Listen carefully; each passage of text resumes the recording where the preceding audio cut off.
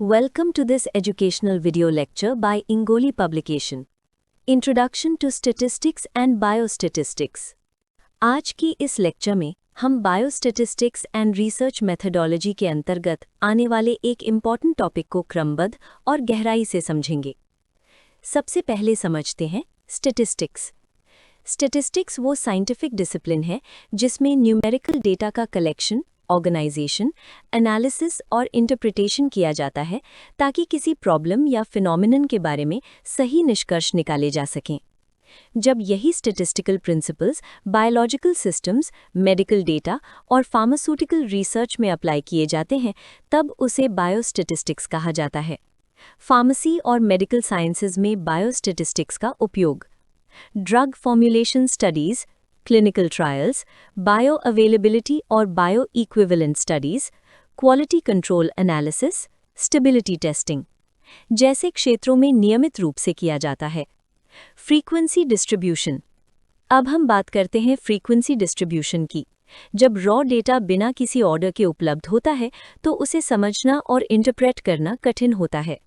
Frequency distribution में data को class intervals में अरेंज किया जाता है और ये बताया जाता है कि प्रत्येक वैल्यू कितनी बार ओकर हुई है।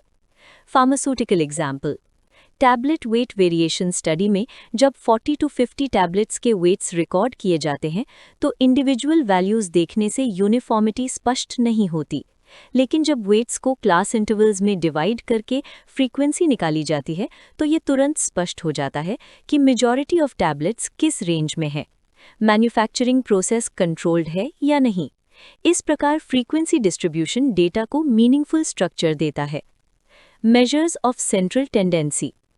अब हम आते हैं मेजर्स ऑफ सेंट्रल टेंडेंसी पर, जो डेटा के सेंट्रल या रिप्रेजेंटेटिव वैल्यू को दर्शाते हैं।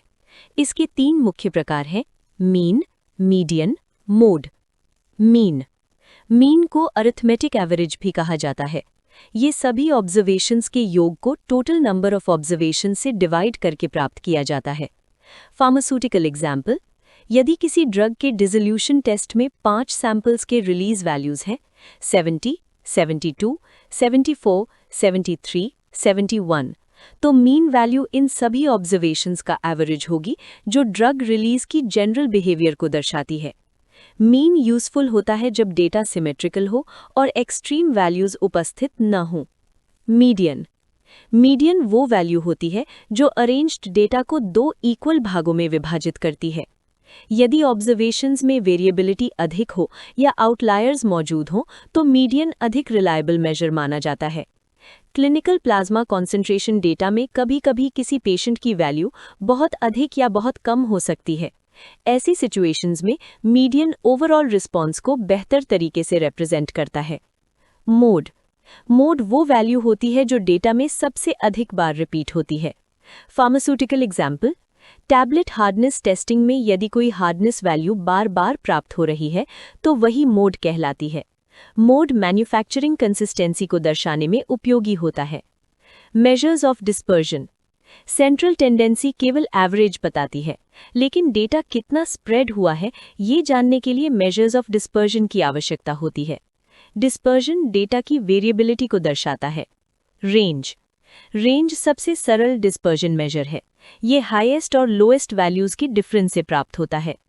Pharmaceutical example, drug content analysis में रेंज ये बताता है कि मैक्सिमम और मिनिमम एसे वैल्यूज में कितना अंतर है।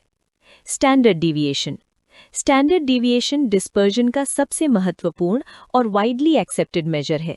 ये दर्शाता है कि ऑब्जर्वेशंस मीन से एवरेज कितना विचलित है। लो स्टैंडर्ड डिविएशन मतलब डेटा कंसिस्टेंट है। हाई स्टैंडर्ड डिविएशन मतलब वेरिएबिलिटी अधिक है। Pharmaceutical importance. Tablet weight, drug content, dissolution profile और क्लिनिकल रिस्पॉन्स, इन सभी में स्टैंडर्ड डिविएशन प्रोसेस रिलायबिलिटी को रिफ्लेक्ट करता है। कोरिलेशन। अब हम डिस्कस करते हैं कोरिलेशन। कोरिलेशन 2 वेरिएबल्स के बीच रिलेशनशिप की डायरेक्शन और स्ट्रेंथ को दर्शाता है। Karl Pearson's coefficient of correlation. Karl Pearson के कोएफिशिएंट को R से रिप्रेजेंट किया जाता है। R = 1 मतलब स्ट्रॉन्ग पॉजिटिव रिलेशनशिप। R = -1 मतलब स्ट्रॉन्ग नेगेटिव रिलेशनशिप। R = 0 मतलब नो रिलेशनशिप। Pharmaceutical example. यदि ड्रग डोज बढ़ाने पर फार्माकोलॉजिकल इफेक्ट बढ़ता है तो डोज और इफेक्ट के बीच पॉजिटिव कोरिलेशन पाया जाता है। यदि डोज बढ़ने पर एडवर्स इफेक्ट्स बढ़ते हैं तो ये भी कोरिलेशन को दर्शाता है। Multiple correlation. जब एक डिपेंडेंट वेरिएबल एक से अधिक इंडिपेंडेंट वेरिएबल्स पर डिपेंड करता है तब मल्टीपल कोरिलेशन का उपयोग किया जाता है। Pharmaceutical example. ड्रग अब्जॉर्प्शन कई फैक्टर्स पर डिपेंड कर सकती है। Particle size, solubility, dosage form characteristics. Multiple correlation इन सभी फैक्टर्स के कंबाइंड इन्फ्लुएंस को क्वांटिफाई करने में सहायता करता है। Relevance in pharmaceutical sciences. Biostatistics pharmaceutical sciences में साइंटिफिक डिसीजन मेकिंग का आधार है।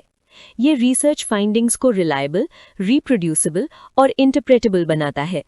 अगर ये वीडियो लेक्चर आपको हेल्पफुल लगा हो तो लाइक करें और अपनी दोस्तों के साथ शेयर करें। और अगर आप किसी अदर सब्जेक्ट या स्पेसिफिक टॉपिक पर लेक्चर चाहते हैं तो कमेंट सेक्शन में ज़रूर बताएं। Thank you for watching this educational video lecture by Ingole Publication. Keep learning, stay consistent, and see you in the next video.